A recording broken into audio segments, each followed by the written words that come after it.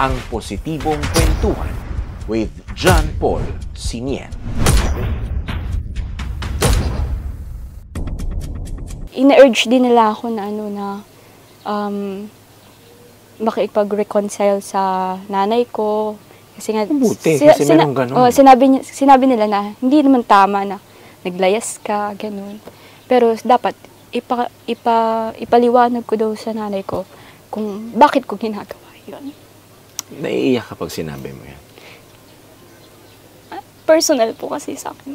Pag-usapin sa magulang, ganyan. Mahal mo nanay mo, siyempre, of course. Okay. So, nung hindi siya pumayag, nasaktan ka doon. Opo, kasi sabi ko, parang na-realize ko na for that first time in my life, sabi ko, hindi niya ako sinuportahan sa gusto kong gawin. Kasi, iniisip ko noon, pakiramdam ko, alam ko na yung ginagawa ko. Kasi, Matured, for you, matured ka na. Matured na ako kasi ganito na yung seryoso na ako sa buhay ko sa gusto kong gawin. Nahanap ko na yung purpose ko.